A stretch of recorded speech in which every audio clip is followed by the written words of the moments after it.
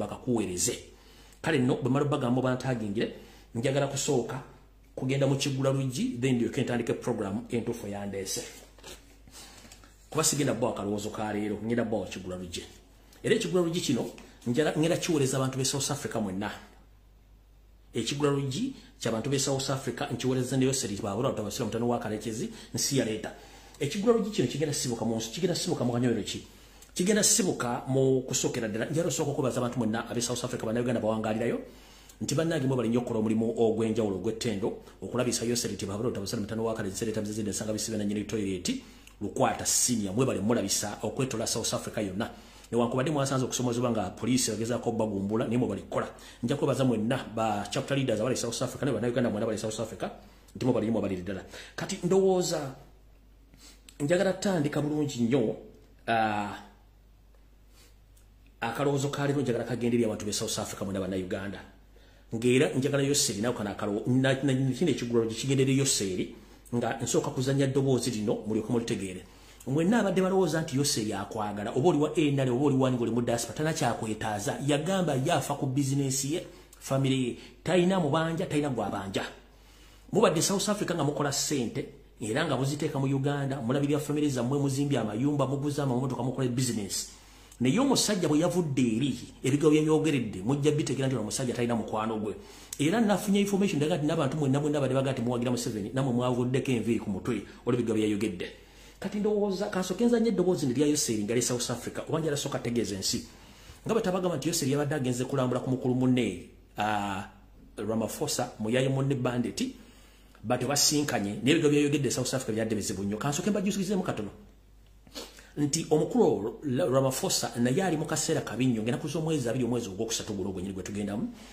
opposition oba abavuganya gavumenti ye bateekateeka okukola countrywide lockdown okwetoola eggwanga lyonna bazikize South Africa bako yakamanyiiro kati Yoseri ku nzimu ensonga ezamututeeza ekyama yagenze kuwa butya Ramaphosa lwagenda okuyita mu kantu kano n'okuba nti alina okuteekawo security ey'amaanyi n'okuba aba South Africa emiggo abasigadde babasiba busibi zezimu ku tactics zadde agenza omuwa okuggyako n'okulambula ku bizinesi ze n'okumanya ebintu ebitambula bitya mu South Africa mweyogeredde ebigambo bingi yatuse n'okugamba nti aba South Africa batambuza business bulungi nnyo era ba investor balungi nnyo balina business itambula ng'oggyeko bannayuganda abali South Africa batamanyi nti balina ssente okuggyako nti yamayo bayita basangoma ba South Africa bakimanyi bulungi nnyo butyo teyayawudde mwani naani bonna bali South Africa n'abasiige ettoomi era ensi yasesse naye ensi essekaki njala sooka bategeeza nti buli muntu yenna ali South Africa ng'omanyi nti toli documented tolina mpapula omusajja ono alinga eyagambye migration oba poliisi ya South Africa etandika obbanoonya nti mwenna muli bazzi ba misango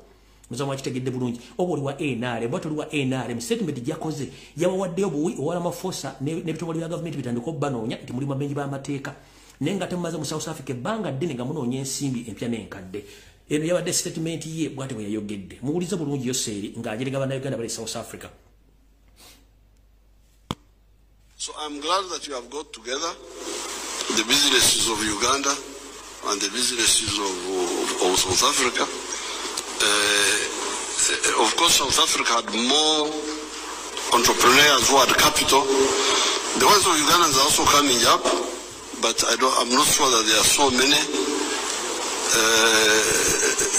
What I hear are the Sangomas, the ones who come here in South Africa.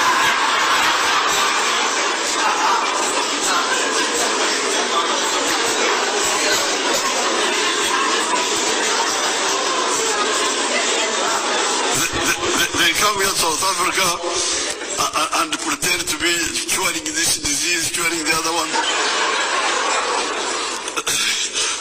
I think those are the investors that are coming here.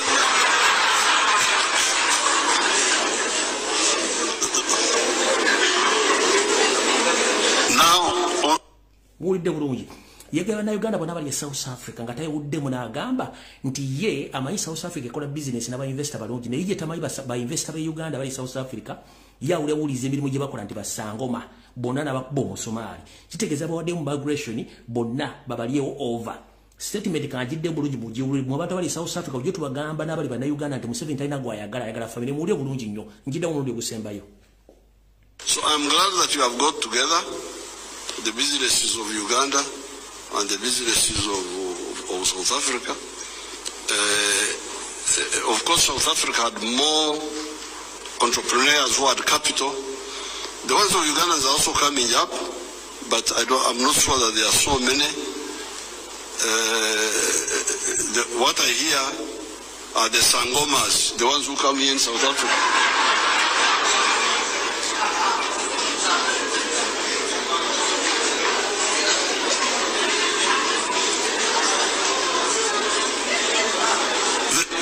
They come here to South Africa and pretend to be curing this disease, curing the other one. I think those are the investors that are coming here.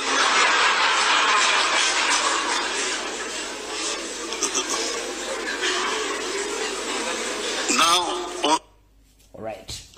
Kati mu kigulalo yugikyalero Yoseri tibahabula otabasira mutano waka manyi nti otuuse. Manyi the moment Yoseri komuulira nga ananaagira aba alimba akumpanya kubanga ye mu kulimba mwana naagirira. Yoseri akivaamu yakiyita ekyato kino ekigulalo gikikyo n'abantu mwena bali mu diaspora mumanye nti muli kulwa mmwe. Era asaasira nnyo bannayuganda bali mu diaspora nga mukyawagira Yoseri tibahabula otabasira mutano waka enseri tabizezede ensanga bisibe na nyiri toilet. Lukwata Syria kati mwenna bannayuganda bali South Africa ne Yoseri kansoke kutegeeze munnange mu kigulalo gikyaleero. Akivaamu yakiyita ekyato olw'ensonga nti gwe kennyini Yoseri bwali ojja mu Uganda tewajja wadde ne underwear wadde n'engatto n'emu wajjanga omunoonyi w'obuddamu gwe tuyita refugee oba asylum seeker kano n'akuyamba n'ogifuna naye ate Uganda si nsi yajjajjawo si ya nnyoko gw'oli mu kukozesa bintu bya Uganda okufuna obugagga kubanga otunda ggwanga lyo olemesezza bannayuganda ebyokukola abamu ne badduka emitalo amanja ogenda okunoonya ekigula emagala eddiba ng'ensi yawe balemye.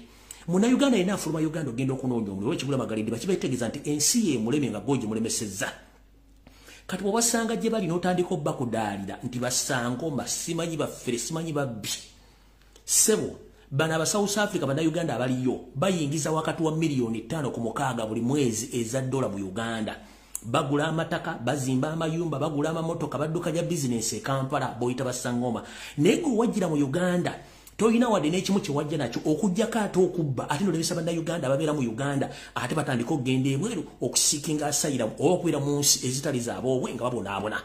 Gw'olwokuba ogagga wadde otandise n'okutandika okubajerega gye bali ng'otegeeza gavumenti zayo ze bagobe munnange seruka mu mayute bakwata kuliri obudde bwe bujja njala kutegeeza Yoseri akamanyiro kakususse naye ate bw'omanyira manyira mpola kubanga gye wava tomanyiyo bulungi njala kugamba ekigambo kimu nti ebigambo bino by'oyogera bijja kuddira kubanga jjukira waliko refugee nkiddamu once Yoseri you were refugee waliko refugee mu ggwanga lya Tanzania waliko refugee mu ggwanga lya Mozambique waliko refugee mu ggwanga lya Sweden.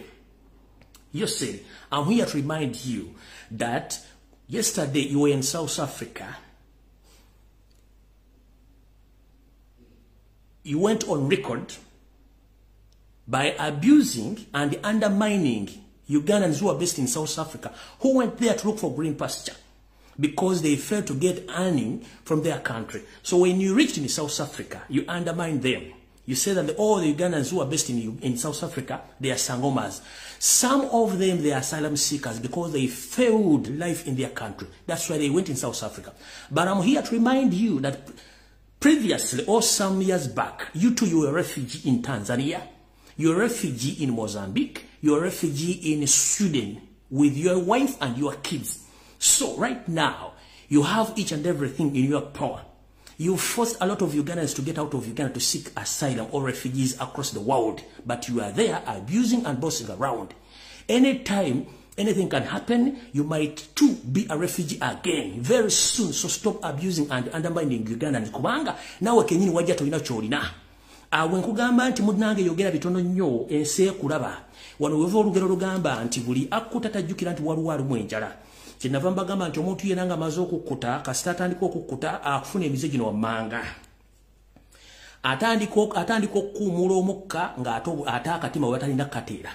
Atandika okukuba ebyebajjagalo nga bikubira mu bantu kubanga yakkuse. Muno muva n'okkuba empiiyi. Naye ng'ekyo kiva ku kulya okungi neerabira nti waliwo batannalya. Mukulu, olidde nnyo kkuse we bajjagala empola. Olidde nnyo kkuse lekera okkuba empiiyi ate lekera okufuuyira we batalina kufuuyira nkiddamu. Lekera okuta akatima we batalina kateera wajja tolina kyolina nga n'embwa ensibe ku lujegere okumala emyezi 2 ekusinga okunyirira. ne kati essaawa zino we bajjagala okuba empiyi ogenda ofuuyira oluwamu osanze bannayuganda ng'oli ku ssente zaabwe kwe bamanyirira abaana bali e South Africa ne mu nsi yonna bakulaba ate kati bakutegedde luno njala kubaza bana mu South Africa mu bali kwekalakasa ku exposing Museveni kubanga tayimu yeetuuse takyalina kyagamba bantu naye kino ekibadde ekigwalo gikyaliro kyakutegeeza Museveni you was a refugee in Tanzania, in Mozambique, as well in Sweden. But right now, you are well off. That's why you are undermining each and every person or any Ugandan abroad. But very soon, you'll understand. Ekyo kyonki maze kikibadde ekigwalo gikyaliro kati njala genda ku video buli omu asobole okubanga awulira amawulire gano ntandikidde ludda wa ewatuufu ndowooza kantandike ne ka video kano tuve ku kwanjula katandike nabagamba nti abasajja bano bannabyabufuzi ba old guns ba political prostitute akola statement nga togitegeera naye mujjukira nagamba president wange Omuliro Kyagulanyi Ssentamu muti bannabyabufuzi boolina bano ba old guns balina move gye bazannya ey'ekika ekyawaggulu gyojja okutegeera oba butagitegeera naye kugamba nti looyo mupya mu kuteesa Mathaasi Mpuuga Nsamba ne munne bwe bakuleeta Emmengo balina akakoosa ak'okuleeta Muhoozi Emmengo naye tewakimanya naye ndowooza wakimanya lately kati bwe bamala baleete Muhoozi naye jjo nawuliddeko omukulu ono Medard Lwega Sseggona ng'ali mu kwogera Emmengo alina ekintu kye yayogedde kye mutaategedde munnabyabufuzi yali mu DP basajja bayaaye nnyo akola statement n'asooka basanyusa n'ayisaawo kyayisiza bukyanga Buganda etandika okubanja ebyayo emyaka gigenda 50 Lubega Sseggona nga muli ne muyaye munnamwe Mabiga Emmengo mutandika okola statement nga muze tusobola ku interpreting statements zino mu statement ono gye yayogedde yasose kuyisaawo nti Kyagulanyi president we ono Mayiga gwe yayita Emmengo nti era kirungi nnyo era yegamba nti ye president n'amala n'ayisaawo statement mwonna gye mutaasobodde kwetegereza ng'etegeeza ki balina gwe baleeta Emmengo bano bennyini njagala mujuulirize asooka n'awaana Mayiga n'awaana ne Kyagulanyi nti Mayiga yamuleeta bulungi nnyo naye ne bwaleeta oli bwategedde kubanga balina ebyo baagala wuliriza bulungi nnyo njagala mbazanyire video eno ne statement enkulu gye njagala muwulire ye statement gyagamba nti ne kati nga bw'omaze okuleeta waffe ne bw'oleeta oli kye njagala muwulizemu kyokka ensangi zino obukulembeze buzibu naddala bw'oba okulembera Buganda kuba buli Muganda mugezi abagezi tetukulemberekeka era okutukulembera naawe oteeka okuba mugezi munnaffe sinakindi okutusingako obukulembeze bwo bweyolekedde bulungi mu kutukuŋŋaanya era nkwebaza juzi bwe wakyaza pulezidenti wange nze gwe namanya Robert Kyagulanyi Ssentamu kundulu eyo nnyinza okunnyonnyola amaze obbasesa kati agenda kuyisaawo ekikye ne feesi ekyuse nze sirina mutawaana ne bwokyaza gundi oyo okuggyako ssebo tibwe mulabyeko mutugambire atwala ebyaffe akumyewo ebyaffe byeyatwala kuba ebbwadde ne ligambwako nnyini lyo ffe gw'otugatta gw'otukuŋŋaanya n'olwekyo togaana kumutugambirako kale mu mirembe akomeewo ebyaffe ngenda kuddamu video eno njagala mulabe facial expression ya Sseggona ng'ayogera bw'amala okwogera Kyagulanyi wali ng'aseka bw'aba ayisawo message y'abakamaabe n'akyusa face kyenjagala mujje message omutegere bulungi bano abasajja mission yaabwe kyenjagala muwulire bulungi nnyo wulira ensangi zino obukulembeze buzibu naddala bw'oba okulembera Buganda kuba buli Muganda mugezi abagezi tetukulemberekeka era okutukulembera naawe oteeka okuba mugezi munnaffe sinakindi okutusingako obukulembeze bwo bweyolekedde bulungi mu kutukuŋŋaanya era nkwebaza juzi bwe wakyaza pulezidenti tunulira feesi ye nze gwe namanya tunulira feesi Robert Kyagulanyi Ssentamu kati musanyufu agenda kyusa feesi ne statement feesi ekyuse feesi agenda kyuka ne statement feesi ekyuse era nze sirina mutawaana ne bwokyaza gundi oyo okuggyako ssebo tibwe mulabyeko mutugambire twale ebyaffe akumyewo ebyaffe byeyatwala kuba eggwadde ne ligambwako nnyini lyo ffe gw'otugatta gw'otukuŋŋaanya n'olwekyo togaana kumutugambirako kale mu mirembe akomeewo ebyaffe. Zino old political guns or political prostitutes bakola statement nga ojja kulwa ogitegera go muntu wa bulijjo kujjako fo gikunyonyola kati mukitegedde kibasindiikiriza awo nvuddewo. So Mr. President, ndi wano kutegeeza nti akabinja ako ne mayiga waako kibako planningira nakyo kinene nnyo eyo tujja genda olala nga nkomyo mu luwumula. Kati njagala tutandike ne video. Mwagala ntandikewa. Ntandikire wono comedy, ntandikire ku information, ntandikire wa.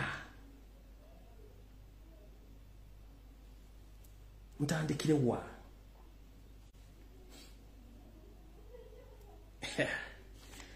Yesu Kristo.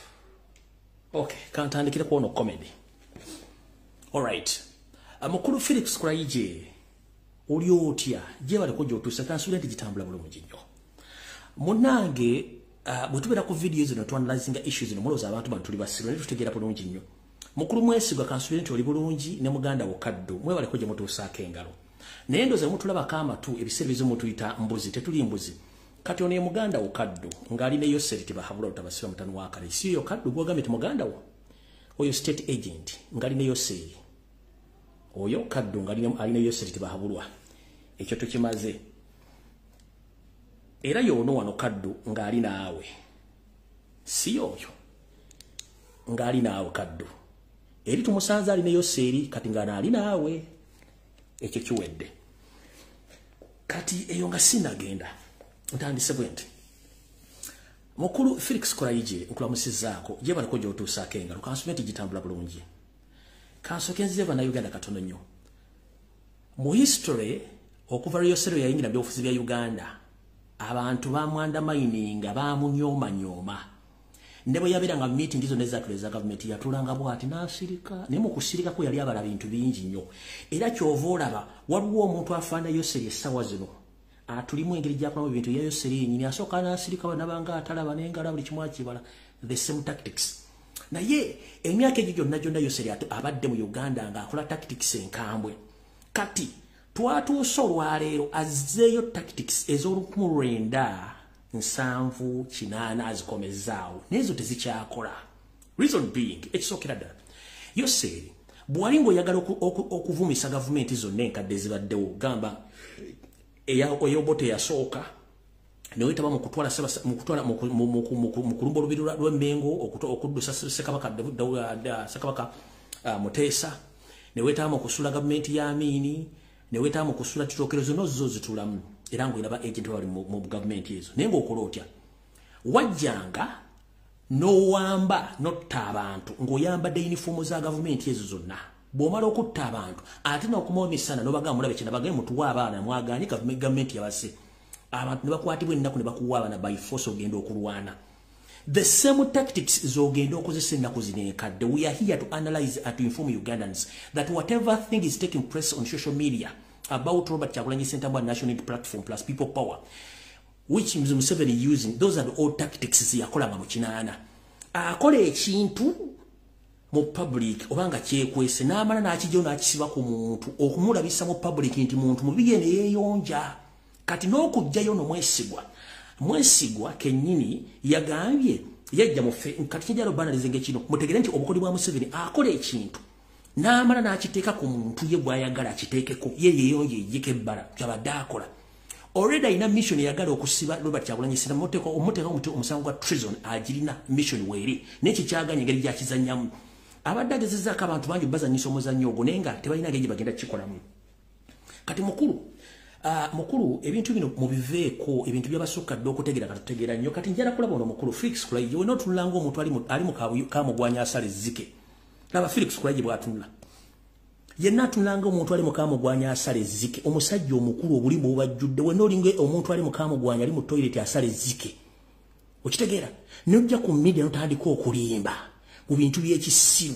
Felix Kuraije manye ku video lwajja gikuwa wenna otudde n'olubuto lukulunya entomo ya kasasiro oli mu kulimba bantu olesa abayayi bamwe bwaseetinze ng'ogamba nti simanyi busime bobwe yayokyeza abantu alina drone sebo mukulu okwo okunyinyiibala facial expression ekulaga ebituufu byonna byemukola ebya bulimba kati katutandike bulungi n'olugero luno tutandise tutya omukulu ono okusookera nagamba Mr. President abakyajjukira video yayi nakugamba sebo mukulembeza lwa Kyagulanyi Ssentamu omuntu yenna gwe bakwata nga abadde foot soldier nzira mu statement for last time nakuga Mr. President omuntu yenna gwe bakwata nga abadde foot soldier nabamuteeka mu kkomera oba mu torture chambers soko omwewale tajja kudda nga bw'obadde olowooza ajja kudda nga alina mission ndala ekyo nakikugamba era ngenda kusaba nga sinagenda maaso tuyina sectors nyingi mu national platform and people power Mr. President ekifaananyi kyo n'omuntu gw'oba okikubiza naye kitegeeza buwumbi na buwumbi bwa nsimbi across the country and across the world. So the moment omuntu afune ekifaananyi naawe kimuwa access ku protection okwetola ensi yonna ne kimuwa access okufuna ensimbi ewayo seritiba habalo tabasoma mitano wa karekyezi kati ngenda kusaba tuyina departments let us share the work omuntu ina bwava mu kkomera nga badde foot soldier oba munabya bufuzi toddamu kwekubira ekifaananyi muleke omukulu owa mobilization waali kisa center mu waali general secretary waali n'abalala abantu bano bagenda kukozesanga omusingo okukola bye baagala ono okujja balina mission nga bamaze omutendeka njagala mbazanyire video yasooka mulabe ebigabya yayogera mbazanyire video efulumye olwala mulabe facial expression ye nabaga nti abantu bano bava mu kkomera nga bamaze basomesa kye bagenda okukola n'okwogera then tulyoke tugende ku kiddako ono yemwesigwa nga amaze okutukira ba Kyagulanyi Ssentamu mutunulire facial expression ne body language then mbazanyire mwesigwa wali mugenda kutya oye mwesigwa nga wasiri wano wadusala ba mu nenga jaso so mu feeling anti omuntu akubuza ali awo nenga bakusirie njegere ne bagamba nyamusira wele zina musako java bagamba oja tugamba ne bagamba mukebere simu yange nola mwekiri yagajoba mbera ko kucheta NUP muri bade mukola cyona se mwagala okola ngazode ekimanyi already simu yange tuchalanga yagina atenge ibyo bisinga byonna biri mu simu yange nabakebere simu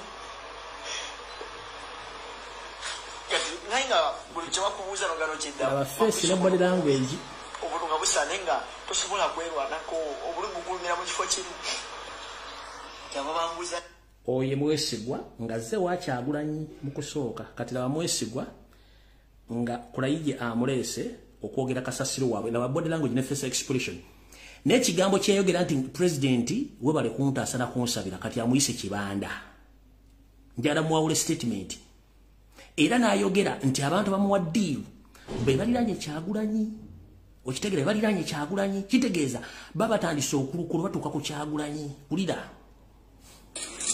sawa mbadde zo kwagala okutangaza ensi y'eggwanga sometimes oyo ebigerawo ensi amunabuza nti bagatengeka muganda wange ono omulaba wange abadde agenda okuzaako okutanirwa mu nsi okuna oye kadde oli alina musebere gyembalaze nze gwemulaba wano kampanga ekintu kino eyantuukira bamuyita Kirizali Kirizali abeera kugabya olanga nandikiramu ekintu kyonna togenda wulya peyiyona so bajja ne bakukwata nga bakukwata naye ebisoka kukuba nebakasawulya nebakukola nebakukoze nakukitali naye bakusoza bakusibe bamala okusiba nebakujandekera babuyinza okusibe nebakukola nebyaleena sondo okuba nti ndi wani mbadde mpulirwa kuba bansuubiza okuba miliyoni yenenkwalike abakadde saakafuna somajja kuja kumpaganira abadde atambula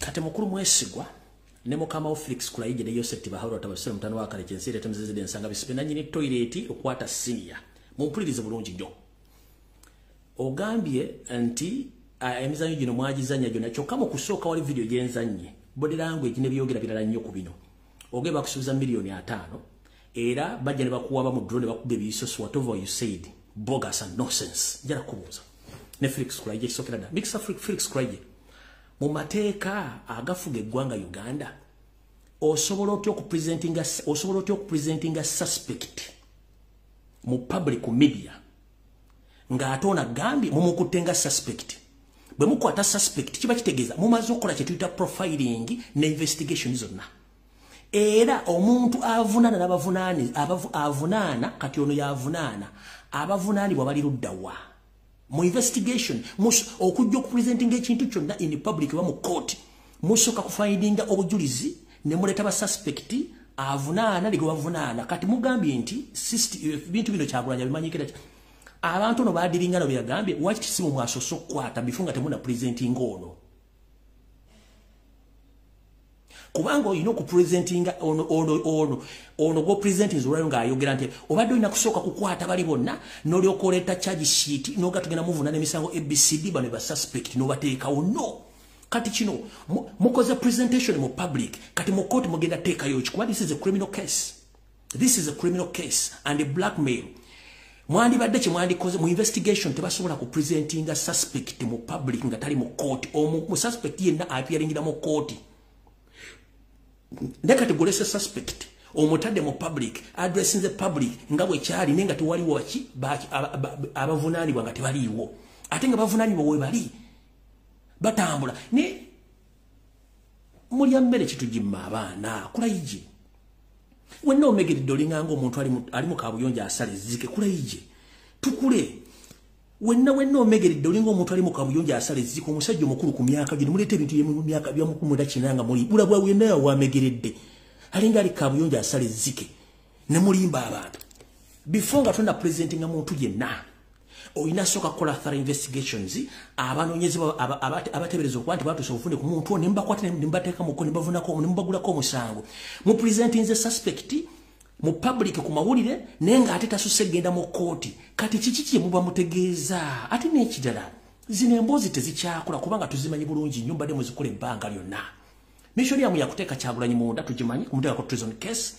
era kuba mu bagenda omulumiriza tumanyi tumwabate setting addawe bali mugenda bagenda mulumiriza kubikola ebitaliyo naye tutegeera nnyo kuguno omwaka byonna emukola zo filimu za muzifiire mu kati ngenda baga bana Uganda omwami ono tetumuwa nnyo matu kubanga he had become a diversion ono Eric n'akabinja ke diversion tugiveeko n'ekirala kye batandise okugamba nti Kyagulanyi awagira homosexual which is wrong Kyagulanyi n'ekimuganya okugenda ebungereza yayimba oluyimba ng'awakanya enkola eyo kati badidde bonna abaana bali ku TikTok naba NLM propagandalist batambuza ekiboozi lwaki Kyagulanyi tavaayo kwogera ku homosexual bakifudde nti ataliwa no diversions bazikola no Museveni akola ekintu bayita blackmail asobola okuteeka ku billions and billions of money okwono n'erinnya lyo in any way possible akusse wansi agenda okuttanga amaze okwona image yo eyo system gibaddamu Museveni ng'agenda kutta omuntu asooka kwonona image ye mu public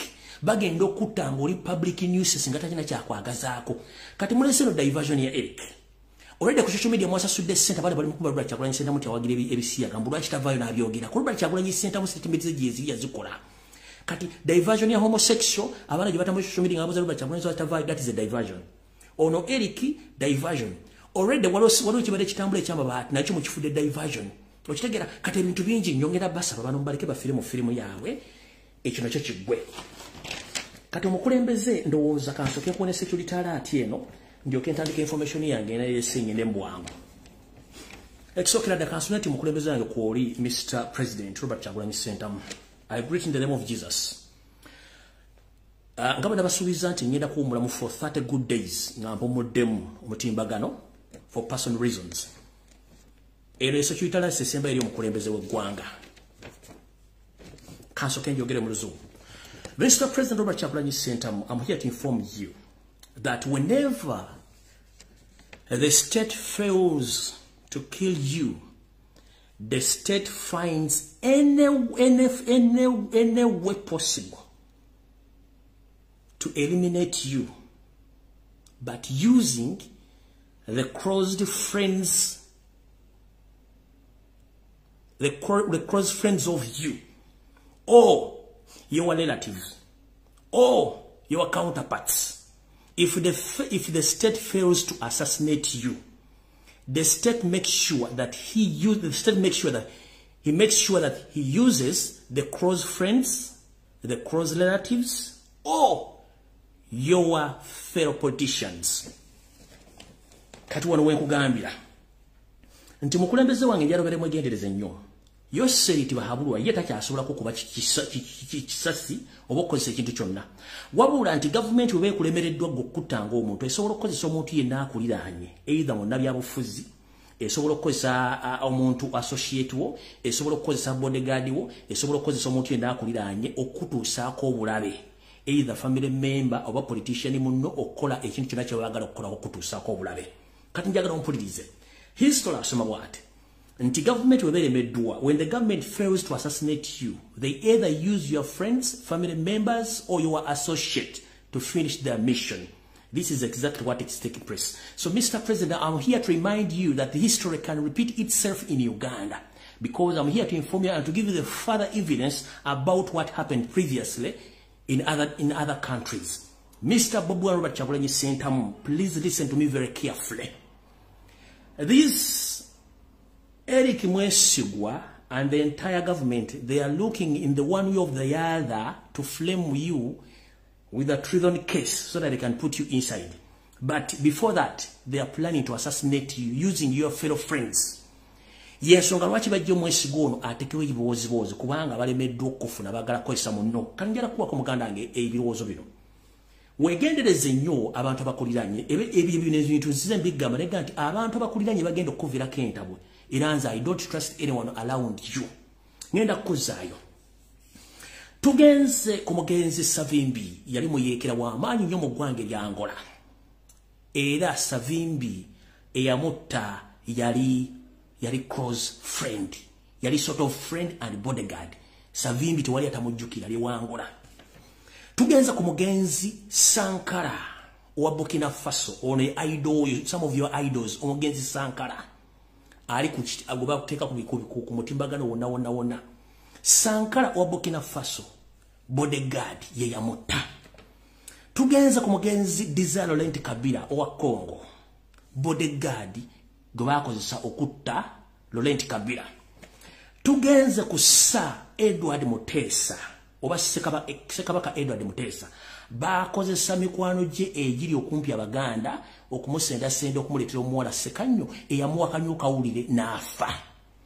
Tugenza ku mugenzi Saddam Hussein owa Iraq, bakozesa inner circle member owa Republican Guard nga America emaze okuteekawo $1 million n'alinkinga Saddam oyali ne bamunywa ne bamutta. Eno nkuwa history nsoma ibintu bibeerako reference.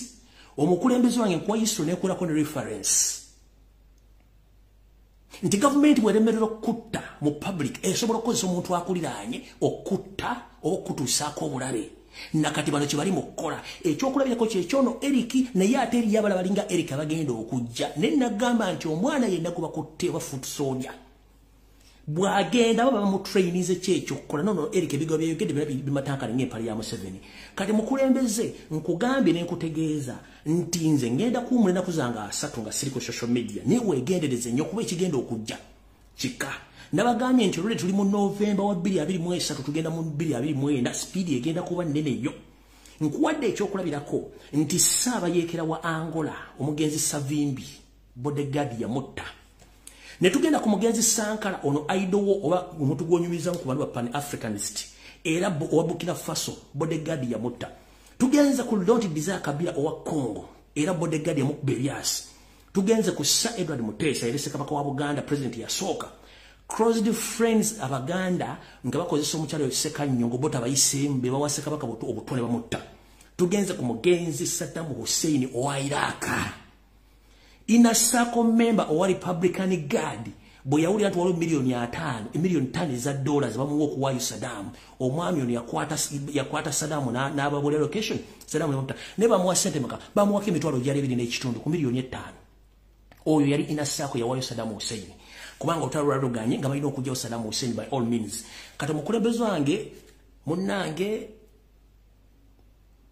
radio bwekubikira togikuba mugere nze nkwadde yisule nkubuulidde setubeferinza okutta esobola okukozesa omuntu akuliraanye okitegedde bulungi kati awo nvuddewo ngenze ku information eyandeese kuba ekyo mbadde njala kuyisa obuyisa mawulire gange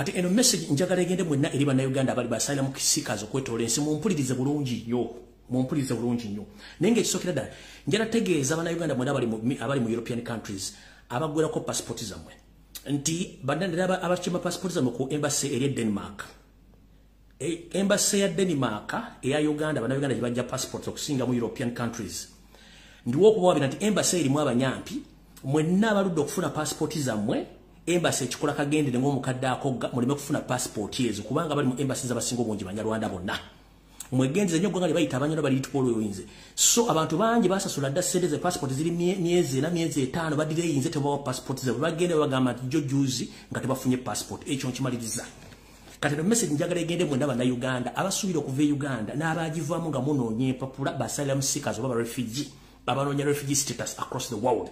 This message is loud and clear. Mumpulirize bulungi nnyo saagala mugaite omusajja teyatugambye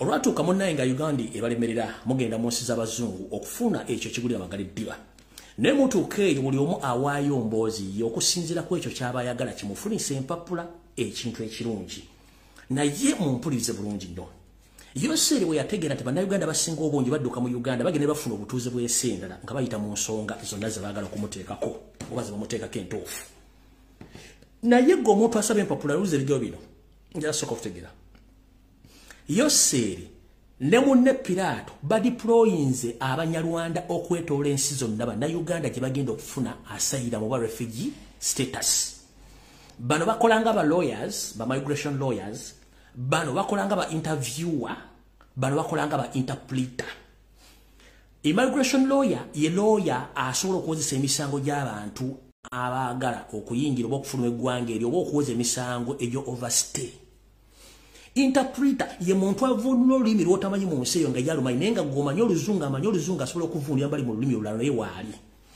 era ba interviewer ababuuza ebibuuzo ebyo mulimu ba agent ba Museveni naye mubadde mulina kye mutamanyi abasinga obungi gye muli mu nsi yonna mwasaba dda asylum nga mugenze myaka 3-4 tebakuddangamu reason being Museveni bya deploying abafere bano bonna abali mu offices mu America, Canada, Europe n'ensi ezisinga obungi application zammwe zonna information gye mwawaayo bana abasajja bawangayo information endala that's why nti mudire yinza okufuna reply okuva migration offices across the world eri bannayuganda basayira seekers ekyo mbadde temukimanyi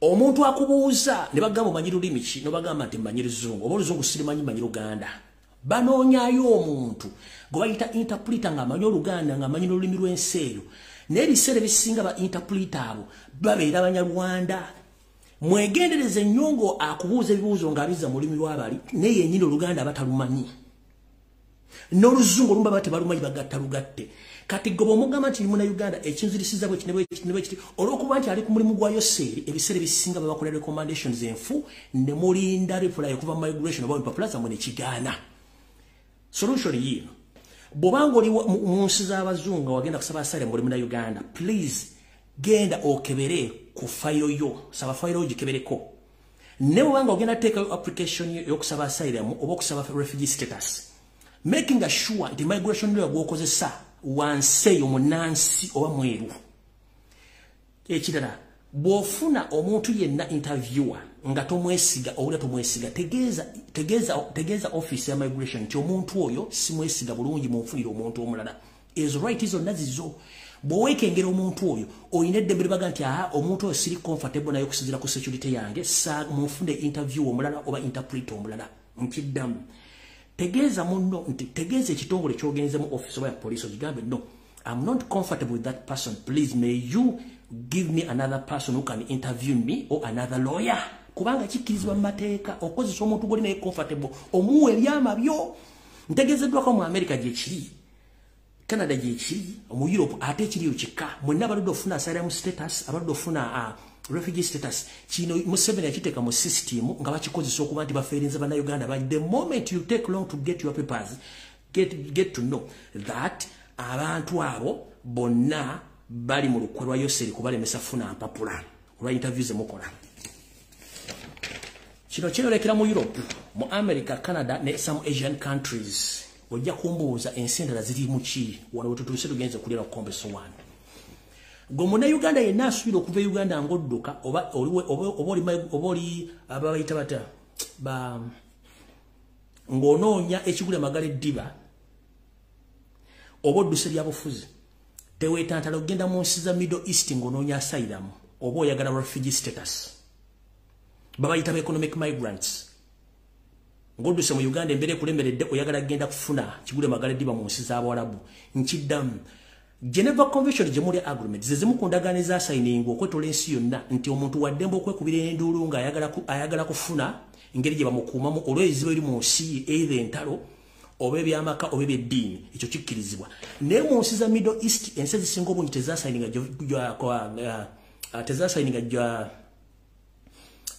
tezasayininga ndagaano eyo ey'okuba nti ziwa abantu refugee status oba asylum kubanga bo enkola yaabwe y'ebintu ndala nnyo kyovula tewali yali agambye nti nafunye asylum oba nafunye refugee status mu Middle East tekiriyo. Bagenda kukwata bakuze ku nsi yammwe Museveni akutte. So buli asuubira okutoloka Uganda togenda tongera Middle East kufuna ya asylum oba kufuna refugee status is impossible. Ne mu some African countries teweetantala n'ogenda kubanga Museveni alinayo omukono omunene.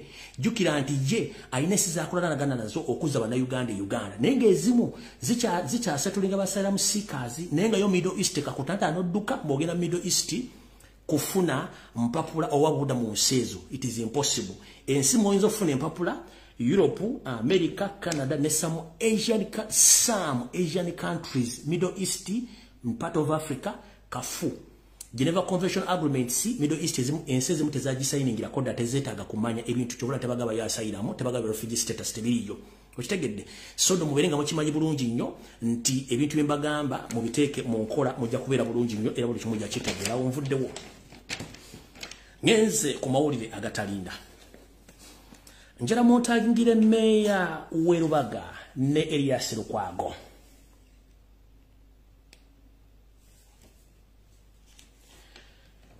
Meya w'e Lubaga ne Erias Lukwago mbeetaaga ku video ne Kampala City Council mwenna. Ezimu ku drone zange zantegezezzaako njala tegeeza Abaganda mwenna abalangira n'abambejja basafari bannaava waliwo ekintu ekigenda okujja. Naye nga bagenda kiyisa wala. Waliwo enteekateeka Yoseri gy'ayagala okumanyirira ddala akamanyira Kasumagizi eyalira okumanyira Ssaabasajja Kabaka n'Obuganda butya. Mumanyi nti Nantawetwa yenkulungo eri walinga eyawula wenkulungo wakati eyitwamu emmotoka ezikirira Kampala nezidda enezidda e Lubaga wepo nezidda ku Lubiri nezambuka ku Bulange Mmengo. Naye Nantawetwa eyo wakati waayo wayitawo omuntu ogu Ssaabasajja Kabaka era kyeva wayitawo Nantawetwa. Kati olw'okuba nti Yoseri alina ego alina futubazi ku Ssaabasajja Kabaka kimuluma okuba nti Ssaabasajja Kabaka yayite wantu awokka omuntu omu gwe baggulira tewali mulala. Kati olw'okuba nti ayagala kumala Ssaabasajja Kabaka mujoogera ddala Yoseri ng'ayita mu Kampala City Council balina enteekateeka mbu bagenda gaziya Nantawetwa naye ng'ekigendererwa kyakuggyawo kitiibwa na buyinza bwa Ssaabasajja Kabaka bwalina ku Nantawetwa bagigule buli muntu asobole ogiyitamu nga ne Museveni asobole ogiyitamu so si Kabaka yekka.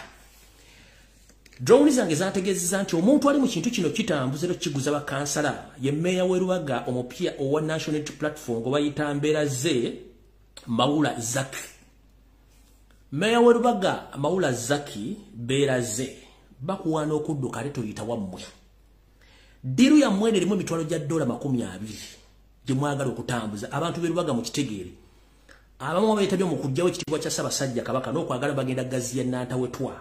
Mission ya kujja ekitiibwa kya Ssaabasajja Kabaka nti lwaki ayita mu wakati wokka ye nga muntu omu ng'ate n'abantu abalali ku level y'emu yentegera ya Yoseri.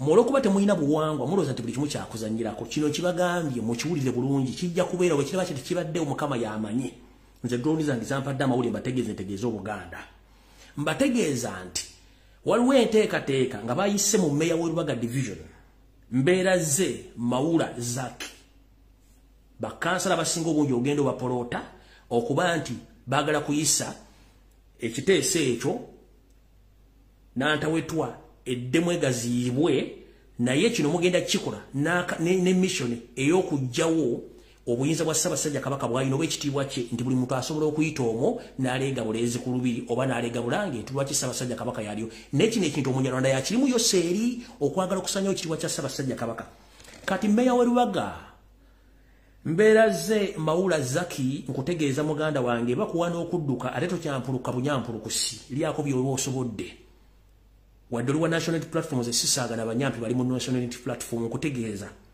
Meya w'Erubaga mbeera ze Mawula Zaki walino Zaki lyambyante oba lyambuzi naye nkulabula bakuwa n'okudduka naye tonyampulukira mu kkubo mu koona zino ensimbi zo baba zijja kulakira muve ku kitiibwa kya Buganda mukirekeewo kubanga simu mwakitangawo Museveni agenda essaawa yonna tetumayo tunabazza mu tujja bakuba embooko nga gye mukwata temugibala kale ekyo nakyo kimaze KCCA n'akabinja kamwe mutambule nga mwogera ebintu by'ekisiru neffe tubalinze awo nvuddewo ngenze ku nsonga endala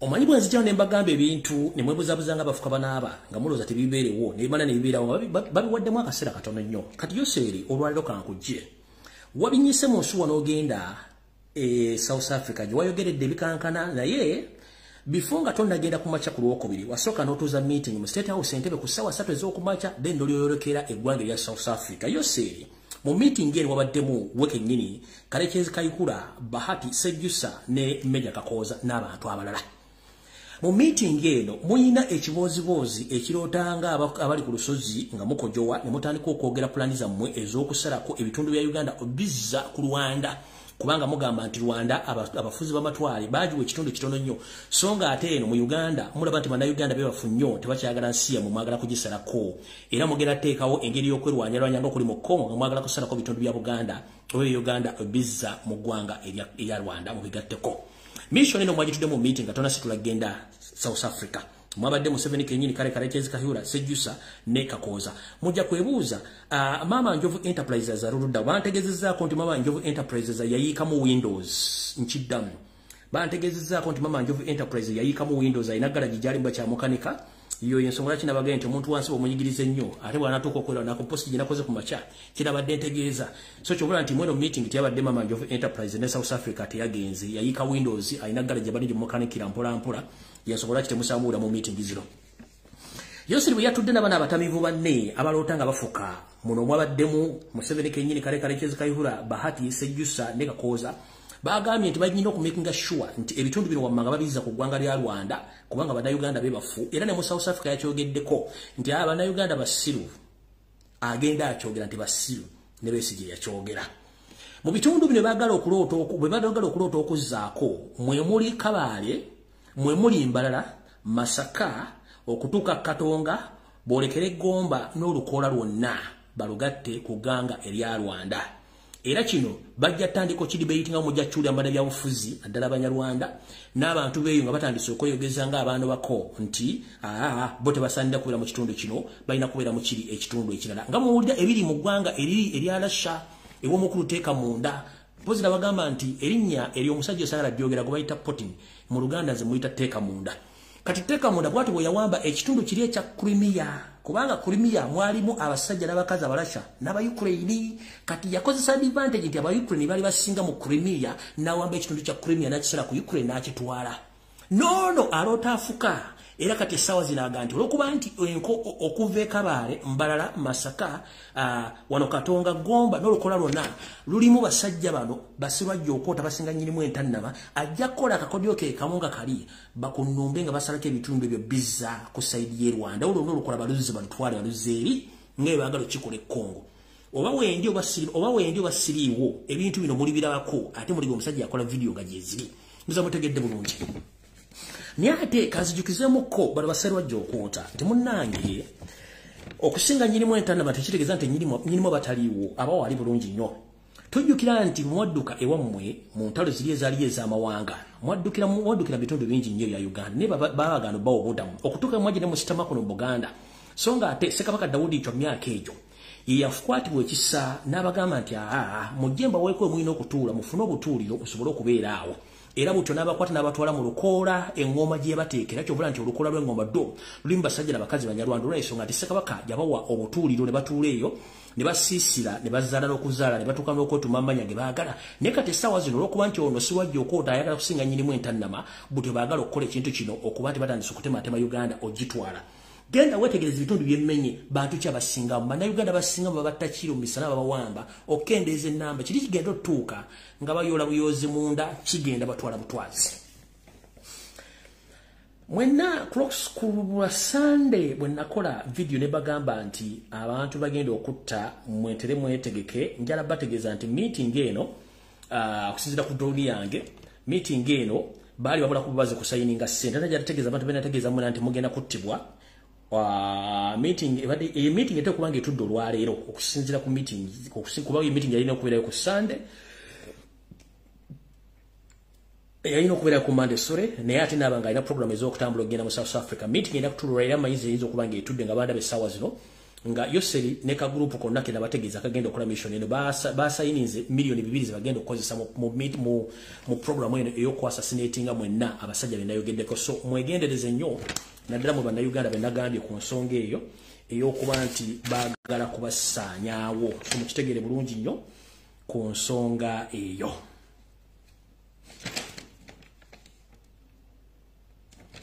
awo nvuddewo ngenza ku nsonga endala ebintu bingi bitambula mu Uganda nabagamba yebuvudde katono nti abavuzi b'empanka ekintu bakitadde ku level y'amaanyi ne mbagamba nti mujja kuba mulyango baganda ekintu bakireeta mu parliament kiteesaako kiki ekyabaddewo era kizzeewa bakiteesezzaako naye soka weebuuze lwaki kigenze ku social media bakipromotinga nnyo bakiteeka Robert Kyagulanyi Ssentamu eno yiina ensonga wulira nabagamba kigenda kujja mu parliament tekizze naye lwaki bwe kitusituse kisitukidde mu Kyagulanyi Ssentamu ba ena propagandalist bakitambuza bonna Kyagulanyi tavaana yogera sime biki bwe yana musajja wattu Kyagulanyi simanyi bofuna n'otuloba batutega kuuma agenda mu kabuyonjo nga wa NRM hayita Kyagulanyi abeera ku TV nga nyumya music wa Uganda abeera kulinya Kyagulanyi goba mu njunga mu nabyabufuzi abeera ku Kyagulanyi goba akyaye ayogera ku Kyagulanyi agenda otegeka ekivulu era ateeka mu Kyagulanyi agenda okubba ayogera ku Kyagulanyi kuga muntu sobedde sima musajja bakyebaka buli muntu yenna ku TV gwowulira ali Kyagulanyi nenkoko eziganya okumaamira mu Kyagulanyi aziganya okumaamira bano sima bakoze biti kya umusajja mufudde kibannange omusajja muleka abereko wayina okubeera kati programu z'abasajja bali mu kulya mu kasasiro waabwe era Kyagulanyi mulese mutaddemu waliwo n'abawala abaabulwa ebyokukola badda ku social media n'ombuuza okola ddi toyina musajja tokola ki n'akera ku makya n'aleekaana nga gwe bataddemu ebbombe emabega najja n'awoloboka omugambo naye nga omujja mugulako omusango ombuuzo waayi okusinzira ku musajja gw'otwalaganya ebigambo by'oyogera obijja ludda agenda atandikaga bansonyiwe ate saategedde bannange mundeke nange babiŋambye please making sure nti ebigambo by'oyogera biri well calculated okitegera bulungi nnyo Kyagulanyi mufudde emboozi enteganya okuwaka Kyagulanyi akiganye agenda okubba Kyagulanyi annemesa ali mu parliament omusajja mufudde buli kimu simanyi omusajja yeebaka agenda okukola concert bwayimira kazindalo ate Kyagulanyi biki omusajja mulekeko yeebake njagala bategeeza omusajja mulekeko yeebake kati essaawa zino mulese mugenda kiteeka mu parliament nabagamba kigenda kujja kikyo kizze ku parliament naye njagala osooka weebuuze lwaki bakireese essaawa zino kati njagala bawa analysis yange mu mbeera bbiri zino ekisooka weebuuze we nakyogeddeko nti kijja lwaki bakireese mangu ku issues eziri mu Uganda ezisinga obungi nekijjawo ekyamabaati Anita Amonge okubba amabaati Nabbanja okubba amabaati Kashayizo okubba amabaati ne baminisita ne ba MP okubba amabaati ne bakibikka ekyo kati bakifudde diversion okukiteesaako mu Uganda tuyina ebizibu bisinga kasasiro gwe mugenda okuteesaako teri munna Uganda agenda kuvuga mpanka ne mukireesera okuba nti mwagala kusuula Kyagula n'okwononera erinnya lye y'ensonga lwaki mukirebesesa ninja nasooka kubuuza ekibuuzo kino golooza lwaki NRM erina bambe ba parliament 325 bonna balina diploma ku diploma degree masters PhD n'abalina doctorate lwaki era balonzeeyo Asumani baswale mukwano gwa Kyagulanyi yabaleeta agenda akole bamuwadde agende mu luwumula mbwate addemu abagetteeka eryo lwaki era bagenda kuba bagambe nti olaba nti era mukwano gwa Kyagulanyi gwe bawadde agenda ateeka etteeka eryo mu nkola liteeka isooka weebuze teeka wakabuuza lwaki mu bantu waki siwa NRM gwe bawadde etteeka agenda alikole why of all of people is baswale the opposition balina okunywa ku mazzi NRM erina abaka 325 plus naye lwaki mu bo sigo bawadde omu ku bo agenda addemu awandika etteeka waki wali wadde opposition basaalirwa mukwano gwa Kyagulanyi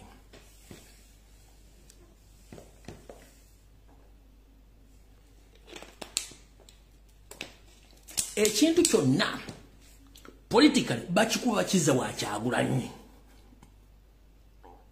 kyonna bakikuba bakiza wani wa Kyagulanyi era abaguyaguya ababuyabuya abatoletoole abavumponga byo yambuunga ba NRM bagenda kuvenga bakidrivinga bakiza wani wa Kyagulanyi tibali waddera mukwano gwa Kyagulanyi yagenze nakola etteeka ba member parliament aba NRM temwasoma oba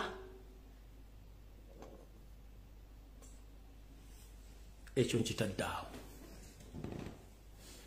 kati wulirize embooze yo seriti bahabulwa lutabaisira mutabano wa kale kyensire tamuzezede nsanga bisibe na nyini toilet lukwata senior mukuzanya data politics teria mukwatira nsawo mumpulirize bulungi agenda kozesa ox ebeteka lyokuvuga empanka nga political platform okulaba wawafunira mu kusaidi zino bili wa manga nchiddamu yoseri agenda kozesa etteeka lyabavuzi b'empanka agenda kikozesanga political platform okumanya wawafuniramu saidi bili zezirwa esooka waliwo saidi y'abakyerupe egamba nti etteeka lirina okuyita kibira official Museveni abaagalako ensimbi abaagalako mulemeza mu buyinza n'omukuuma nkiddamu waliwo saidi esooka y'abakyerupe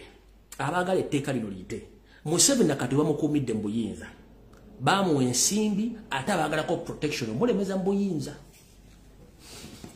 waliwo saidi y'Abannayuganda egamba nti kafuuwe ensi yaffe okufuuka Sodoma ne Gomora kati agenda sooka akipike Bannayuganda buli omu akyetabe mwakiteekeko okuteesa kigeje kibina kimuno kitegira buli mwatande ku kiteekako ekigambo kye yatule wali abira n'abareeba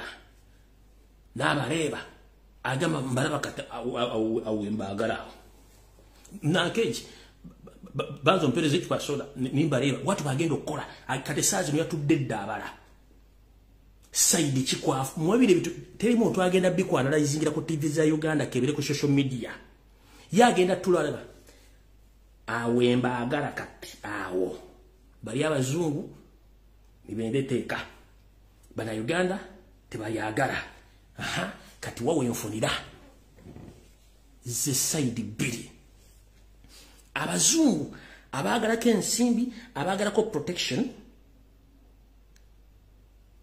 ate bamuwadda sente bana Uganda batakyagala abagala ko obululu ne political sympathy oba platform kati ayina okulonda ko side ki kati agamba teeka basobola n'okugabagana ne bajja ne bagateesaako mu parliament ne bagamba nti liise n'agaana oddisayininga ne bisigalawo nga tali sayininze amateeka weegane nga tebasobola gateeka mu nkola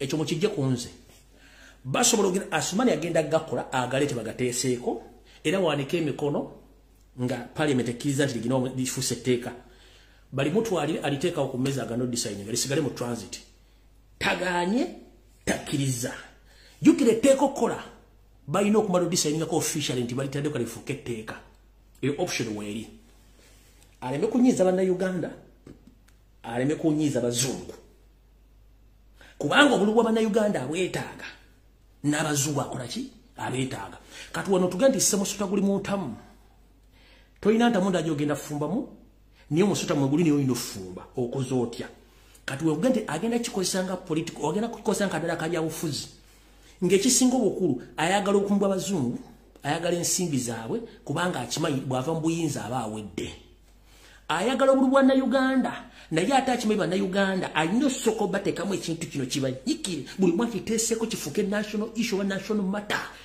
abakiwagira abatakiwagira abeere bangi nnyo kati ng'obbakkakkanya ayinza obba nga teteeka ndisayinize mulaga nti kyekyo yoyo aba akukubya omupiira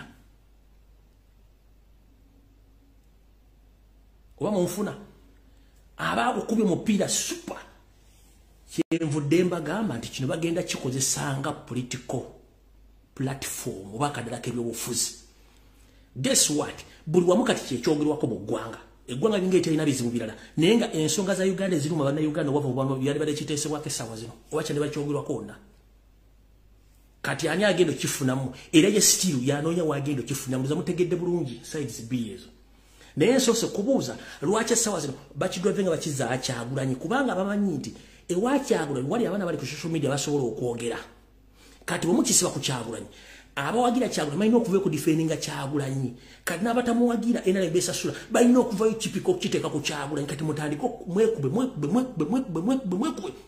public what's going on social media kigende mbutabe kigende mbasomero kigende mu public mutandiko kipika mwekenyiri mu kipiko kyobala bakati mukyogera ko mukireke just kino njagadde bawachi puliyambo ekintu nyo kigenda okulaga okitegera bakivuga bakimanyi Kyagulanyi yalina numbers balina kimuteekako kati namba ya Kyagulanyi yalina erina okudefendinga Kyagulanyi by all means omujja mu kintu kino kati yo gavumenti eba ekipika ekiza mu public kifuke national matter ba national issue bakyandiko kidiscussingako yatule wali watiga mbalala awe mbagala okitegeera awe kati wonna watwagala naye nga alina sides buli side agenda soka gikaliculetingira afunira luddawa alyoka amanyi wagenda okufunira abakuba omupiira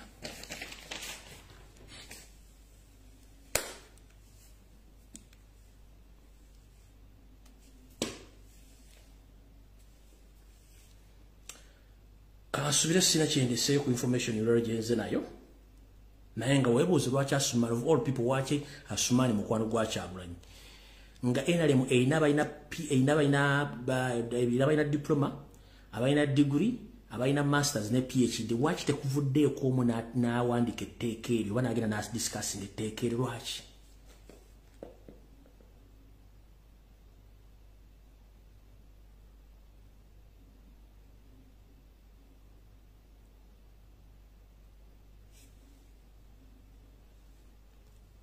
amasimu nga tadde naye nga bana bagambye nti nina okuwumula banyabo ne basiba ngenda bategeeza nti ennaku zina basabye ndizo ngenda zitwala by all means olwa embeera yange gyendimu na biki byempitamu nina okutwala ennaku 3 era munzikirize ngenda ku video esembayo olwaliro nina okuwumula ennaku 30 ebisigadde Katonda ajja kunkwatirako namwe mwebereremu ate musigale nga mugobera buli kimu ekigenda mu maaso mu ggwanga amasimu nga tadde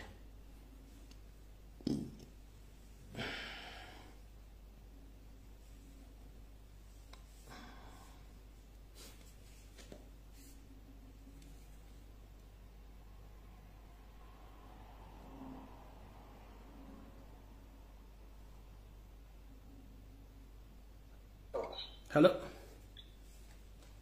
Agamba atya teacher. Ndibulongi sebo lyota sebo. Ngende sebo. Kakati. Banyanze sebo Kalume made in Luwero ku nsonga y'ekisiyaga kwentuukidde. Simanyi oba netiwaaka yange nnungi. Kwoli sebo. Kakati ku nsonga y'ekisiyaga teacher. Nemba desagala tugidiscussing ngeke ensonga eyo tuba tujuwa amakulu mangi nnyo njagadde ebbalaga gije kigenda okugenda Bannayuganda ti obu video buli mu saturating obudde bw'olwaleero bwa myaka 3 emabega.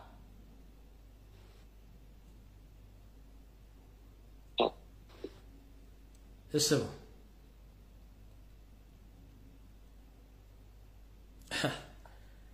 network ya muganda wange ganye.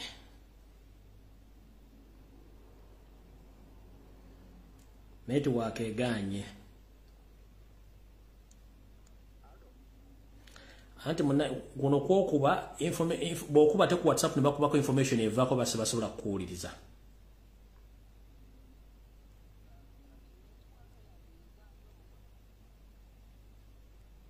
Hello. Osibyo te wekitiibwa. Nsibyo bulungi lyota sebo. Yerisebo. Amanya n'eddoboozi Donald South Africa. Esebo. Esebo ensonga gy'oyogeddeko ey'obwo obuvandimwe ku Home Affairs naffe twabuyinako wano South Africa. Bagambe mwe balowooza byenjogera sibimanyi. Twakayinanga kakazi nga Kanyarwanda ng'era olugira tomanyi Luzungu nga katawanya nnyo abantu nga keeteeka ku mwanjo. Era olugira nti jangu mpulira ensonga zo nze nja kutakutira mu Luzungu nkukolere ku nkootaanyi ku asylum. Era okukakana bangi abaalugwamu. Era mbadde njagadde okuyisaawo akalowooza ako okwongera okuggumiza ku nsonga yo. Abavandimwe bangi we bali buli wamu naffe mwerabirako maaso ku maaso. Nze gwange bukoze abantu banannenyeza bweneze mbabuulidde kasana okonfirm nze toyanzanya sebo. Ale so. Hello. Kulamusiza teacher. Wange bende sebo gye bali kasana. Ale so. Ku nsonga ya Sseruka Maisha Ssebajja Okoota Museveni kyakoze ku baganda baffe abali abawangaire South Africa. Ekitulaga bulazi nti tuli safe. Bulazi nti bannayuganda ffenna abawangaire South Africa tuli safe. N'olwekyo tulina ndala abakulira NUC chapter South Africa tukole petition tulitwalire UN wano South Africa ne Home Affairs ye South Africa. Bwe kibasoboka tusabe batutwale tugende mu nsi gyetubeerawo nga tuli safe. Ekintu ekyo ekyayogeddwa Sseruka Maisha Ssebajja Okoota Museveni ekyo ekintu tumanya abantu ba wano tumamanya entegeera. Okiwulira muganda wange kintu kya bulabe nnyo nga bw'okiwulira muganda wange. Kintu kya bulabe nnyo nga kale sebo toyanzanya sebo.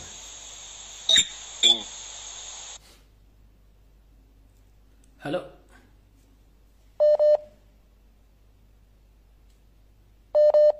Bwe mba nkukutte notakwata simu omuganda nge mba nkuleka abantu bangi abaagala okuwulira okuyisa amaloboozi. Hello. Yes sir. Teacher Jebale. Kale sebo nawe Jebale. Jebaleko.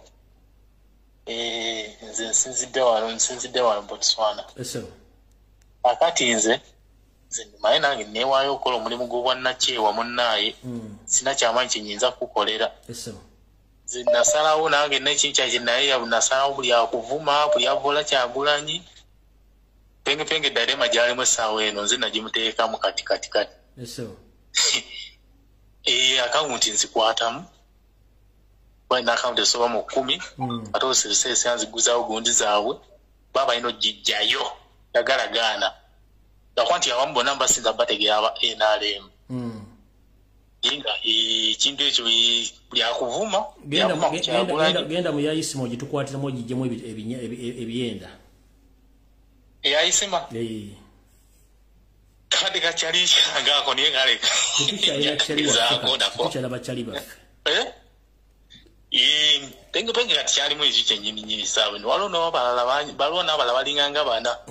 Watya mudala bagitwala nti waliwo ndanyiriyo. N'ekirala kyembalinyala okwongerezaako ekirala kyenayogerako ekyagundi eky'abaana b'e Makerere abaana baba waliteeke nga tebateekeddwa kufuna liteeke simply because balekyala bagala okutuukiza their interests. Okay. Oba okifunye? Nkifunye sebo. Bagala okutuukiza their interests. Abaana ababa oluusi ebiseera ebisinga nga tebateekeddwa kufuna liteeki.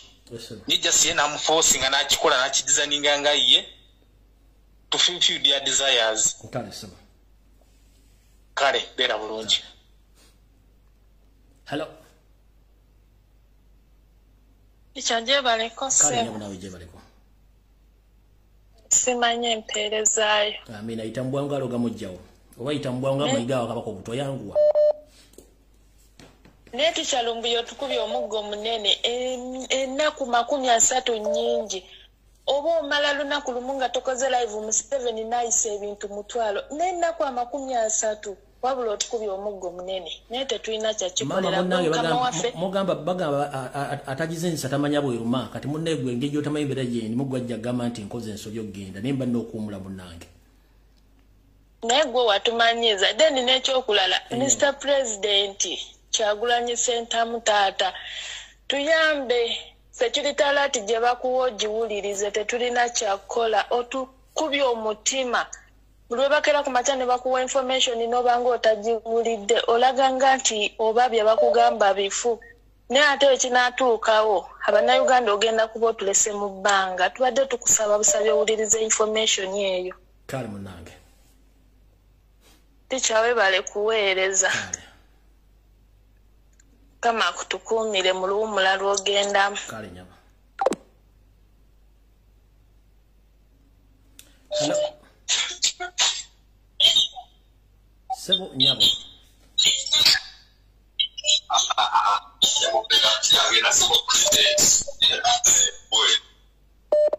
Hello. Sebo we bale kuweereza. Nyabo we bale bakubeerako. Kati ababa kutawanya sebo nawe oli muntu bazaalibwa muntu alina okubeera n'obulamu obw'okuwummulako n'osobola okufunako ku bulamu at least obulamu obwekubeera ku bino abantu bamanyi kyogendamu era bulijjo kyeŋŋamba abantu nti bw'oba tobulita n'agenda mu kintu tasobola kumanya oli kyalimu wabula nga wetadde mu bigere bye.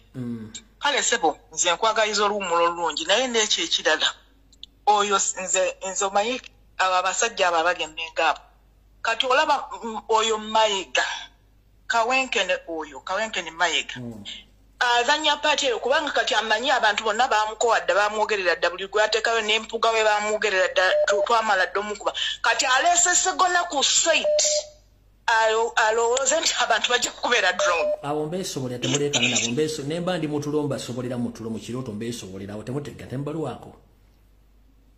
Okay sebo. Era kale webale kuweereza oluwummulo olulungi Mukama akutukuumire wagala nnyo beera bulungi. Hello. Osibye otya sebo? Bulungi wa Luganda oli otya eyo? Kakati abantu abali ku social media abagamba nti President Kyagulanyi tayogedde ku bisiyaga. Bagende bawulira oluyimba lwe yayimba era ekyamuganyisa ogenda e Bungereza kintu kiri simple abantu bakozesa common sense pozinga maye omuntu gwe bawadde ssente takozesa bwongo bwe wabula ye akozesa obutategeera obwongo abugjawo n'abuzibali then ateekawo obutategeera. Bajja statement ya myaka ene mabega ne bagireeta kuba kyebagala bamanyi yalina ennamba kati bagala tukolayidingi n'abali tuleekaane ku ekyo. Bwe buzibu balina kubanza ekimayo omuntu bamusasula naddala nga gavumenti ye musasudde soka ne muganda nti gwe tokkirizibwa kutegeera wabula olina kuba mu ssiru kati bino byonna byakola bibeera bya ssiru naye ng'omusajja ali direct yayimba oluyimba nga lukwatagana ku nsonga ezo era y'ensonga lwaki ya Bungereza. Ekyokubiri ogenze n'onyonyola n'ogamba nti omusajja ku nsonga y'ebisiyaga ayagala kukwata ejjinja limu akuba ebinyonyi bye biwera naye nze kamba bulungi kino waliwo olugero lwaliwo abasajja babiri bayingira ekibira basanga ebyobugagga. Omu yalina omululu n'akuŋŋaanya ensawo z'ebyobugagga zaali nnya naye nga webagenda okuyita waliwo n'okwewalula omu kubuuka migga omugezi yakwata piiseegi n'agiteeka mu kkooti oli n'asekerera munne naye bagenda okutuuka ebweru ng'ona alina ensawo eyajjayo ensawo za golodi nnya teyatuusaako yadde neegi oli yajjayo kapiisi kamu yatuuka n'atunda golodi we ate ono eyakwata ensawo enya neyeegayiriro n'amuweeko abakitegedde Mukama Katonda abakubira engalo. Amina naye Mukama akunkuumire. Hello.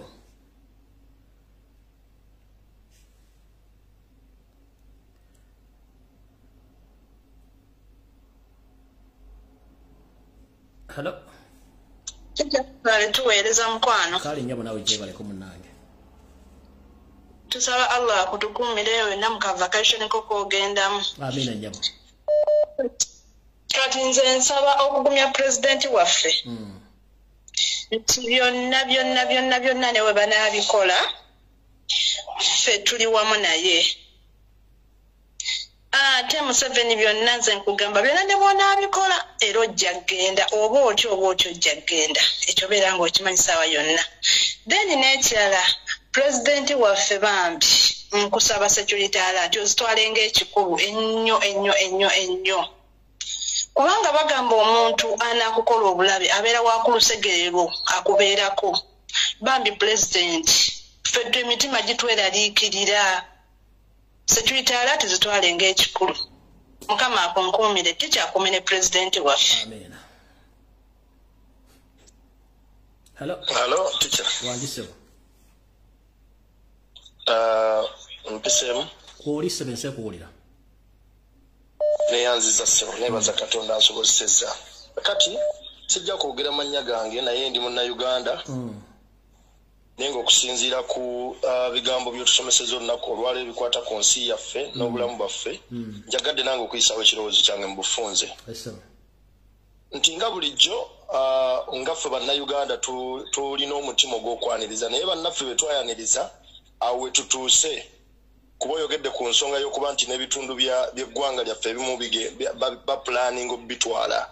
Naye nze njagala kwogera ne Bannayuganda mwenna gye muli abali mu ggwanga Uganda n'abali e Bunaayira nti awo we tutuuse kiri gye tuli okusobola okulaba oba ddala kituufu tuli Bannayuganda oba tetuli Bannayuganda mu nsonga zino wammanga. Tibw'onyaniriza omuntu yenna mu nnyumba yo n'atuuka olunaku n'agamba nti kino ekisenge nkyagala oba n'owulira mu nga nti ebisenge bisatu agenda bisalako bitwala kiri gy'oli okukwata omuntu oyo gwe wayingiza mu nnyumba yo gwe mwennyini okumusayira amagezi okufuluma mu ngeri yonna. So Bannayuganda yonna gye muli abali mu ggwanga Uganda n'abali mu mawanga ag'ebunaayira nze guno mulanga gwe mbakubira batica omulimu bagukoze n'abalala bonna okusobola okulaba nga batutangaza Katonda asobodde okubawa obulamu okusobola okulaba batukubira tooki olwaleero TV ze waffe broadcasting zonna zaafa naye guno gwe mukisa gwokka gwe twasigaza okusobola okulaba nga tufuna information etuyamba okulaba nti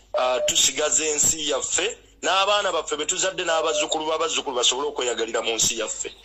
So n'olw'ensonga eyo tukwebaza nnyo olw'omulimu ogwo ebisigadde Mukama Katonda akutukuumire ne Bannayuganda mwenna tuwulirize nnyo mulanga n'ebyo byonna bye batumulisiza mu bitwala nga bya mugaso tuve ku baana abakomenting ebitaliiyo n'abaagala okulaba nga bawugula information batica gye batuwadde. Mukama bankuumire, Mukama bampere omukisa.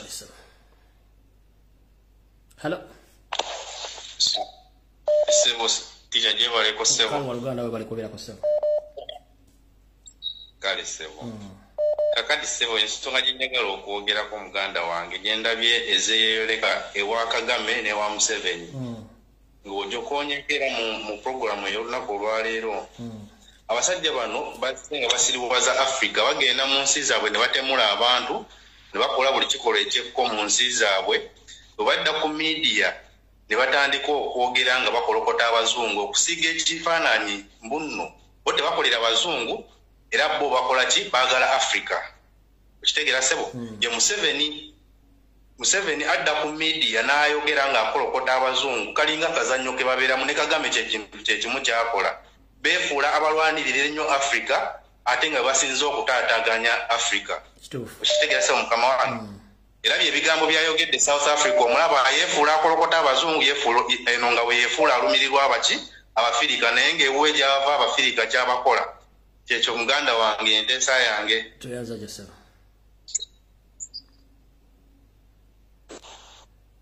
Hello. Hello Sebo. Sebo. Nkulamusiza Sebo. Nange bwete Waluganda oli otya? bulungi sebo no mulimo gw'okola tweyanze egesebo anze kyembadde njagala kukatirizaako wagamba abasajja bave mu kedi z'abasajja ne bagaana kati olunaku lwaleero mu kikuubo waliwo ekizimbe bakiyita Vienna omugagga yalagidde okusasula miliyoni 10 ogule goodwill ku mpaka odemo osasula emyezi 3 eziddako mu maaso era amaduuka gonna okuva mu makya bagataddeko siiru bagalidde maali z'abantu bonna bali mu kukaaba akusaba sente ninga n'edduuka aligadde kati mu kuyingira tebagula goodwill kati goodwill ayagala bagigule lwa mpaka kyekiri mu kikuubo kati kale sebo toyanzisa